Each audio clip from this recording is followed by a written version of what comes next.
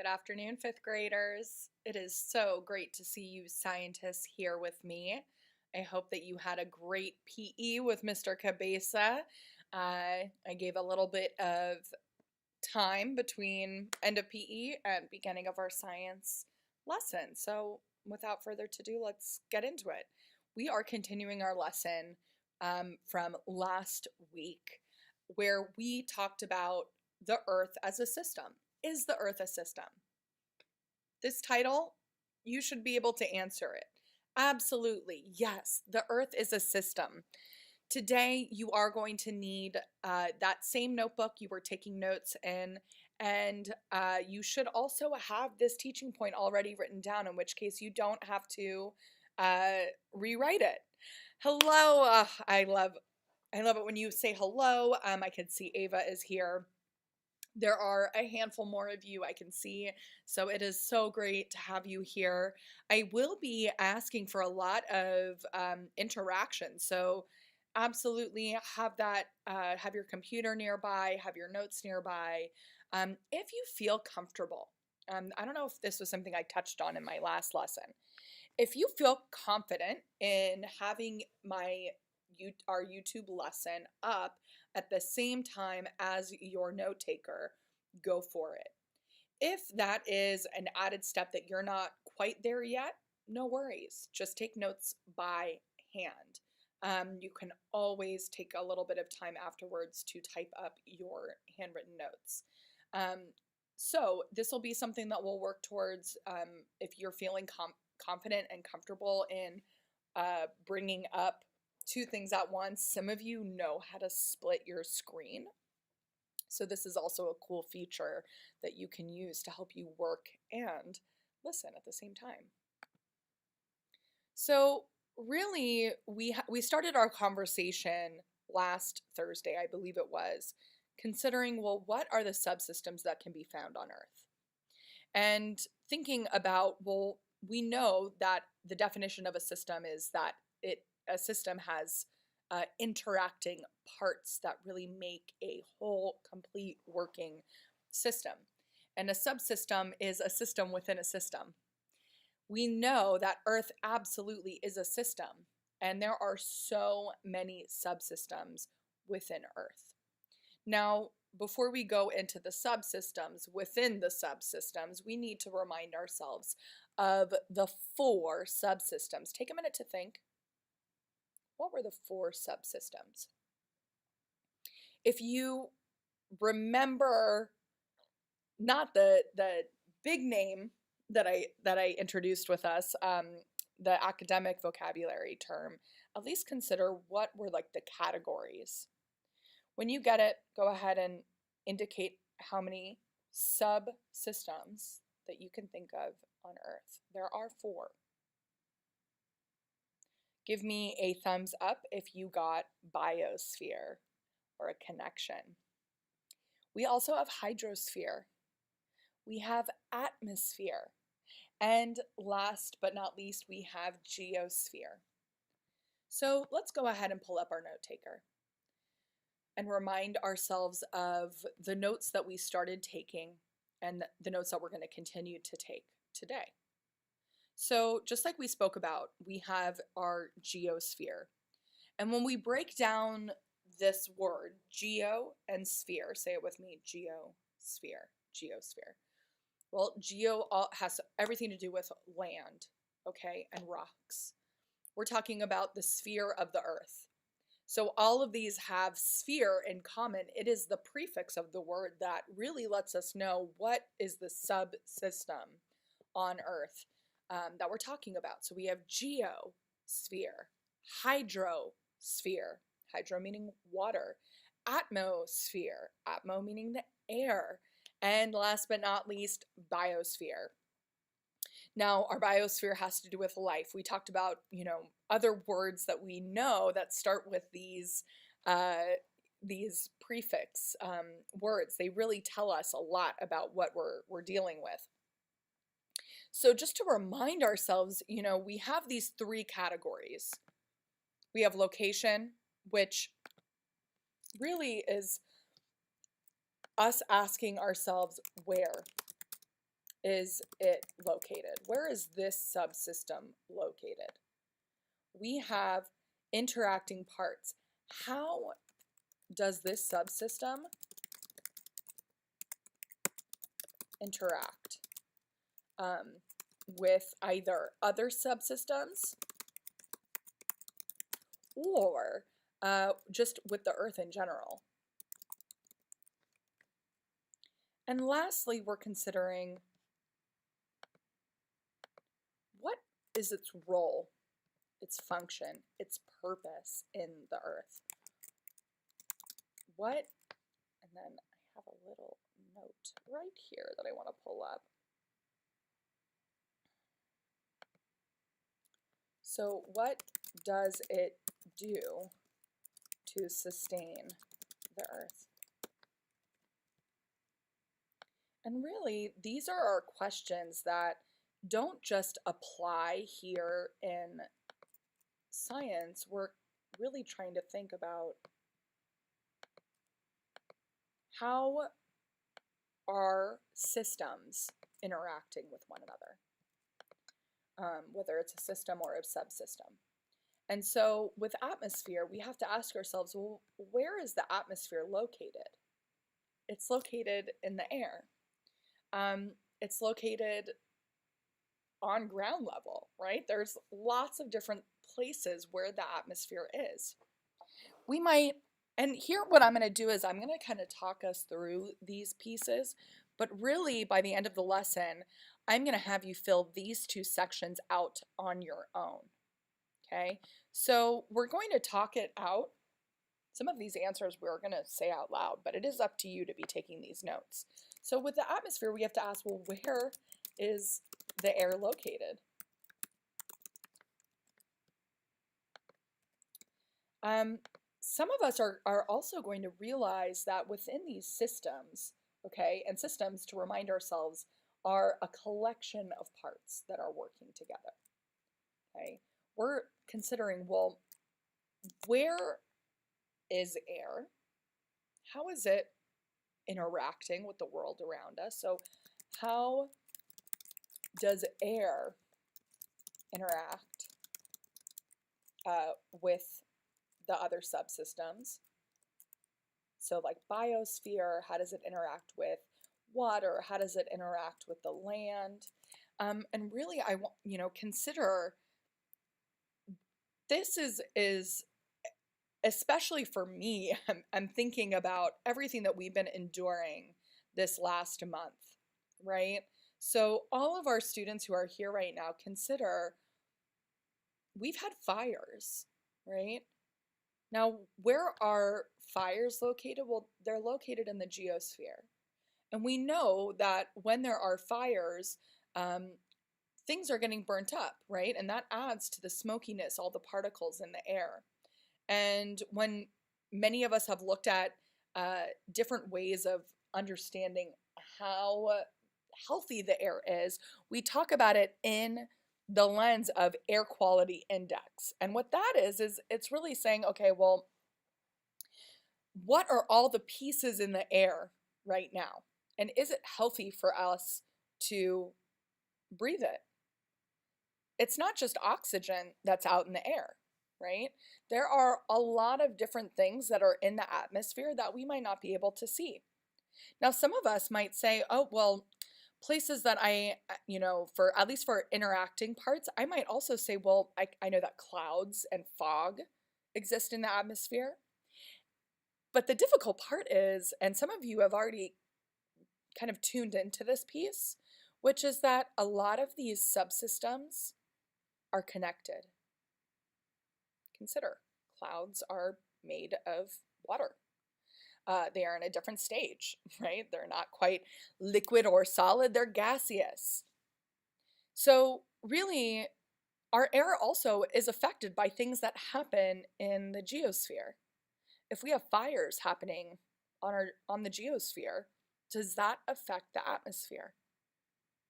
If we are riding and traveling by boat in the water and there's an oil spill, how is that going to affect the rest of the hydrosphere in that area. If we're flying airplanes or driving cars, these are things that absolutely happen in these different places, these different subsystems of Earth. And they also interfere and interact with other subsystems. So, this is a really big piece when we're thinking about climate change, when we're considering, well, if I'm thinking specifically about hydrosphere and I'm noticing that, and up, I want to appreciate those of us who are on topic in the chat. I do want to share that this is not necessarily the time where we're using emojis, unless you're using emojis to indicate a specific interaction between the spheres. Okay? If you filled these out already, can you add to them as we continue talking? Absolutely. So we're not done yet. There are plenty of things that you can continue to add. Okay? So thank you so much to Ava and to Marco. I appreciate that. Okay. So also, let's take a look. I was getting to this piece of the hydrosphere, which is really important. Consider if the atmosphere is telling us what's in the ozone layer, right? How much heat is getting into our planet. Is that interacting with another subsystem? Yeah, it is.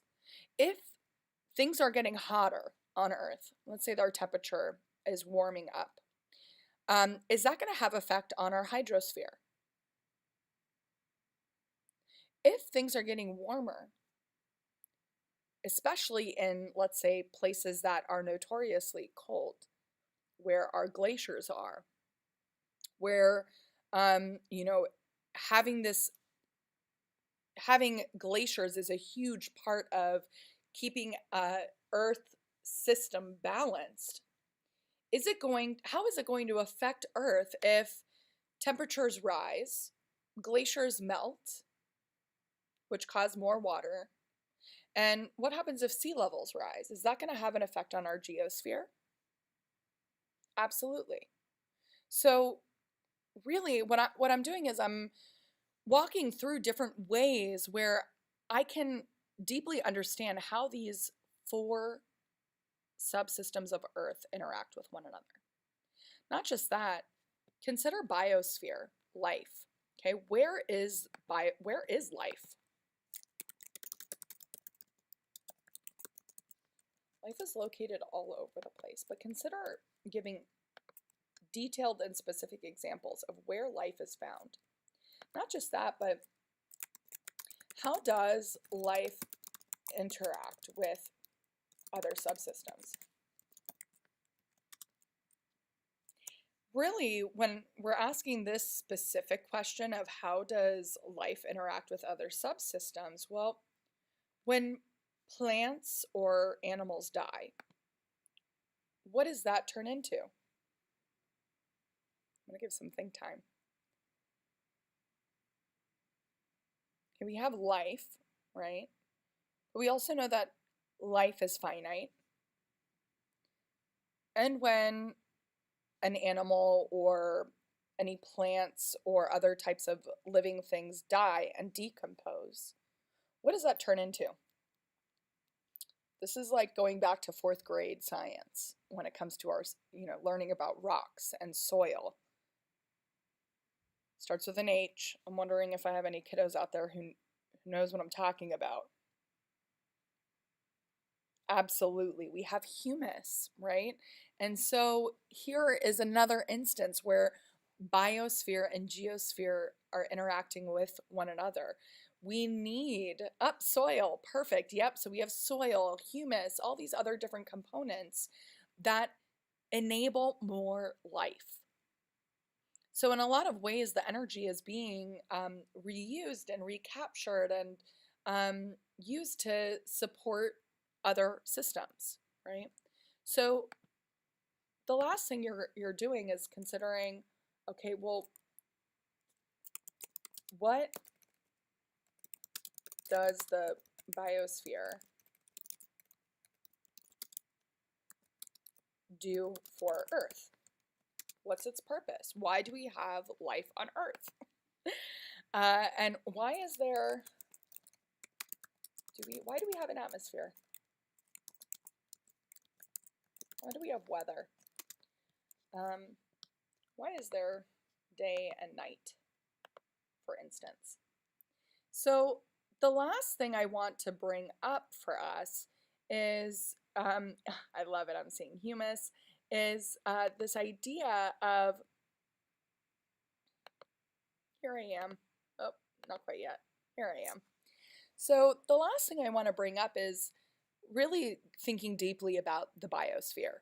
The biosphere isn't the most important subsystem within Earth, but it holds a lot of information for us. And really, when we're thinking about the biosphere, well, it's all the living things. This includes plants, this includes animals, all the living things, not just on the geosphere, but also in the hydrosphere.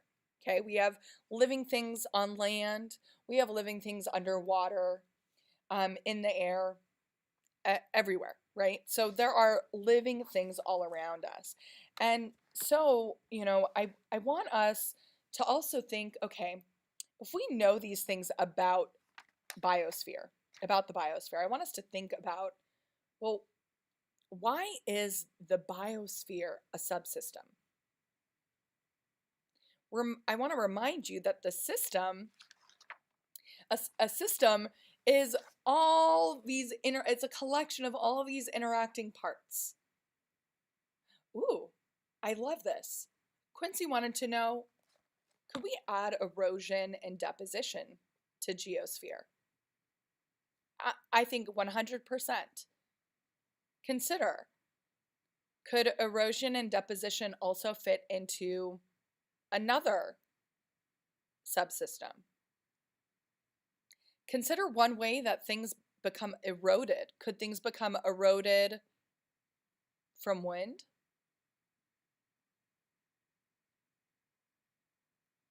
Absolutely. So try and think of as many examples as you can for these things. But I want to bring us back to my question before, which is, why is the biosphere a subsystem? And then I want us to think about, what are all the interacting parts within the biosphere? Now, if we're saying, well, why is the biosphere a subsystem? Well, it's part of Earth. Ooh, sorry, I'm taking a look at the comments, the live chat. So Quincy said you had them there, but then I put them under H2O, so you didn't know. So this is kind of going back to some of my earlier points, which was that all four of these subsystems are very reliant on one another.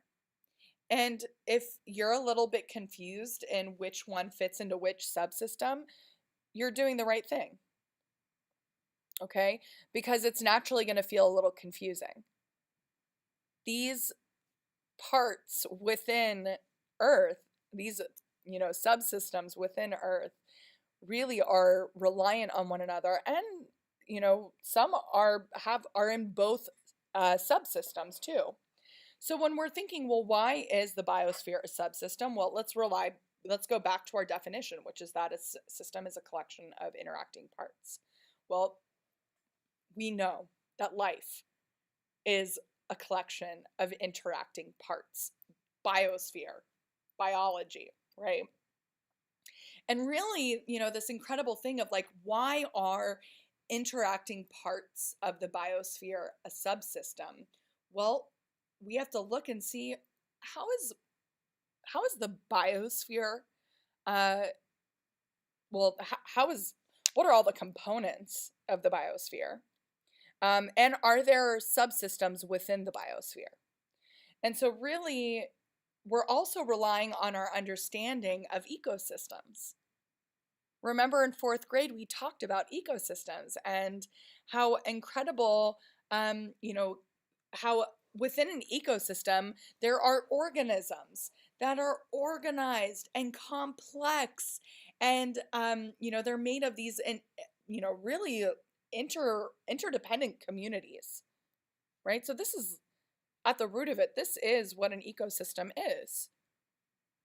So when we have our biosphere, oop, not a biosphere, a biosphere.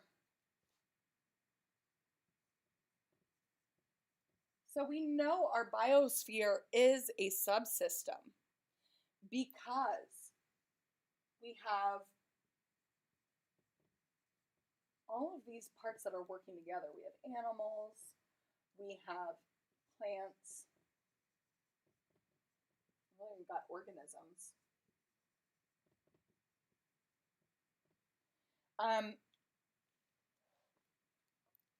Within these different components, there are ecosystems that include all of these, right? So the biosphere is reliant on ecosystems. This is going to be our next science lesson that we are going to be talking about on Thursday. So with this, on this note, I would like for you to consider, well, if I had to describe the biosphere as a ecosystem,